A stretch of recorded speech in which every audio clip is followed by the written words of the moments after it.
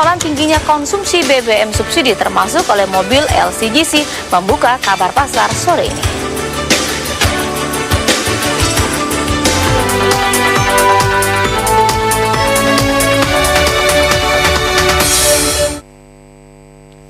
Ya, pemerintah belum juga menerbitkan aturan larangan penggunaan BBM bersubsidi bagi pemilik mobil murah ramah lingkungan atau LCGC. Aturan larangan terus tertunda di tengah tingginya angka konsumsi BBM bersubsidi di tanah air.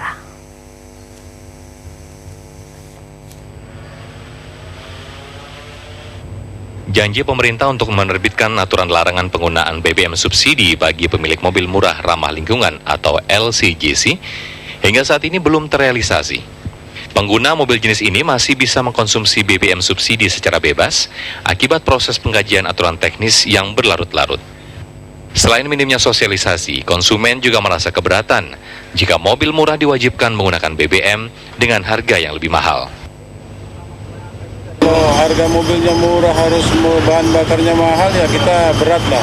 Berat, iya. Memberatkan Pak ya. Iya, jadi Bapak kurang setuju kalau mobil Bapak menggunakan Pertamax Pak. Iya, jadi Bapak sama ini menggunakan premium Pak ya? Premium. Itu kan kalau jadi ini peraturannya ada mengganti nozzle ini jadi lebih kecil dan nggak bisa dipasang premium nih. Gimana tanggapan Bapak nih? Iya nggak setuju lah. Nggak setuju Bapak ya. Itu kenapa Pak? Apa karena harganya premium Pertamax itu? Jelas harganya lah. Memberatkan Pak ya? Memberatkan konsumen Pak ya? Iya. Kementerian Perindustrian tampaknya kesulitan dalam merumuskan aturan larangan. Meski desakan terus bermunculan seiring melonjaknya angka penggunaan BBM subsidi di tanah air. Bahkan di internal pemerintah sendiri dikabarkan masih terjadi perbedaan pandangan soal penerapan sanksi hukum bagi pengendara LCGC. Padahal secara spesifikasi, mobil LCGC diwajibkan menggunakan premium non subsidi karena telah mendapatkan beragam insentif pajak dari pemerintah. Dari Jakarta, tim TV One mengabarkan. Wacana puasa menggunakan BBM subsidi pada hari Senin dan Kamis yang digelontorkan Wakil Menteri SDM dinilai dapat menghemat uang negara hingga triliunan rupiah. Pemerintah sampai sekarang masih terus mengupayakan beragam langkah penghematan pemakaian BBM subsidi seiring tingginya konsumsi yang berujung pada besarnya angka subsidi sektor energi.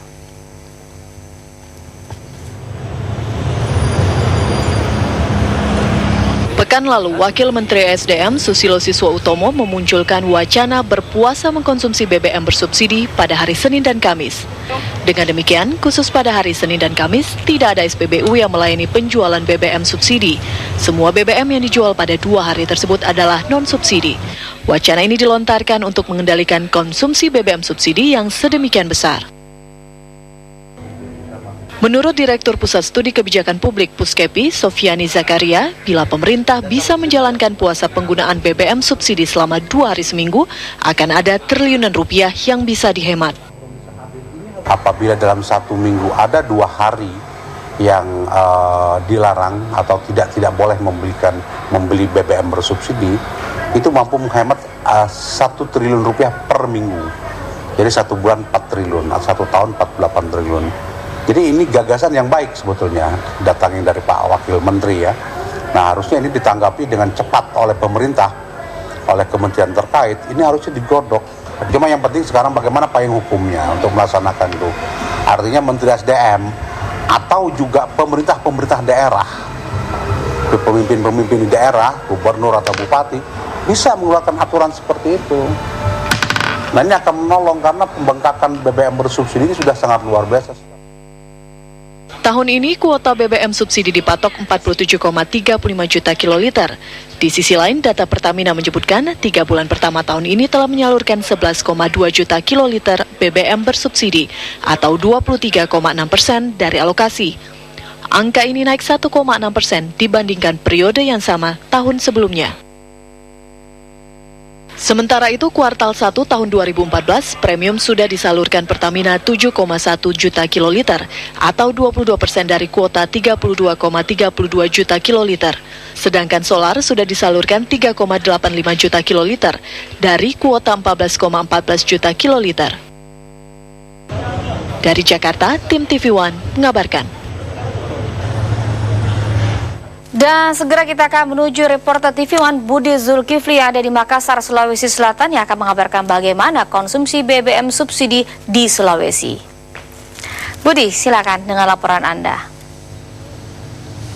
Baik Ike Soharjo, memang saat ini upaya untuk penghematan BBM bersubsidi terus dilakukan oleh pemerintah, termasuk juga didukung oleh pemerintah di daerah dan juga untuk wilayah Sulawesi ini, terutama oleh pihak Pertamina Regional 7. Sejauh ini untuk konsumsi BBM bersubsidi sejauh ini di wilayah Sulawesi secara umum masih berada pada batas yang normal, bahkan untuk konsumsi premium dari data yang dirilis oleh pihak Pertamina Regional 7 sejauh ini untuk konsumsi BBM bersubsidi jenis premium masih under hingga mencapai 9,6%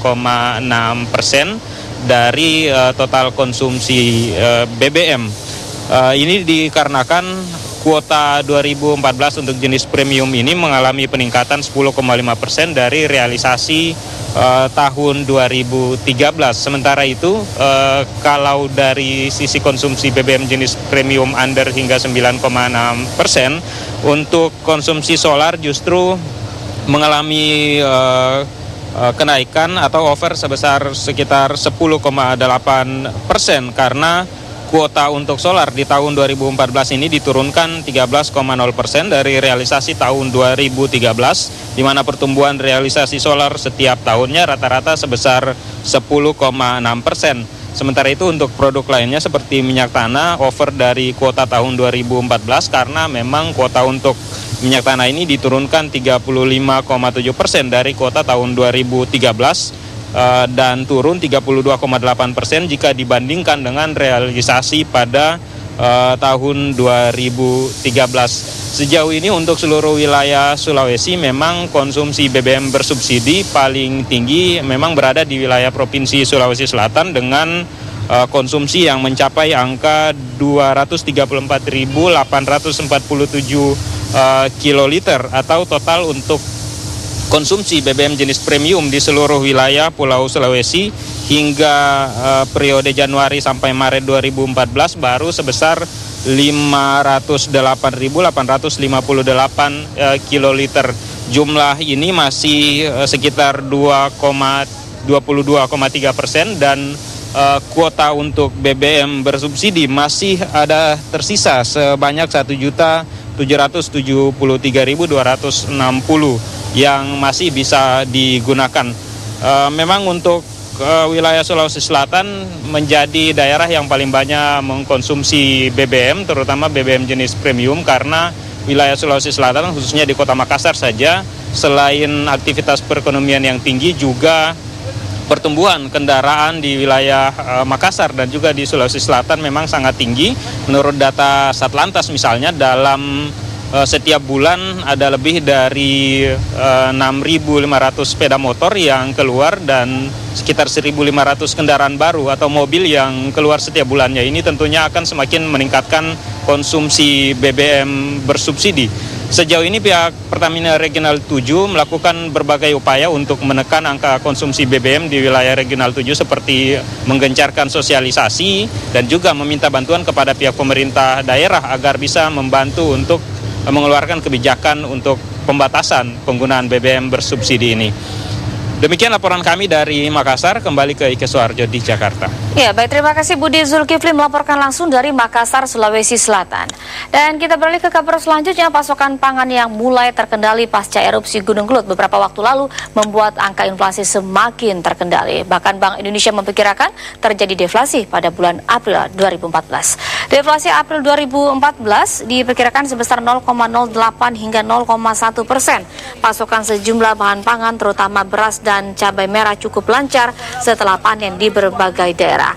Gubernur BI Agus Martowardoyo menyatakan meski inflasi mulai terkendali, BI tetap melanjutkan kebijakan pengetatan moneter. Kebijakan itu untuk mendorong perbaikan defisit neraca transaksi berjalan pada tahun ini. Inflasi kumulatif pada bulan Januari hingga Maret 2014 tercatat sebesar 1,14%. Sementara itu, pemerintah menargetkan inflasi sepanjang tahun ini sebesar 4,5 plus minus 1%.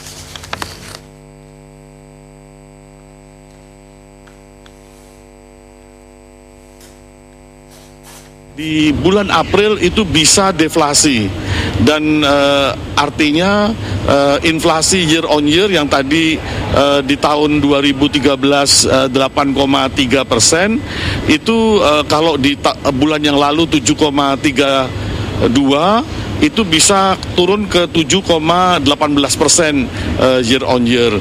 Secara umum kita masih harus memelihara moneter yang ketat.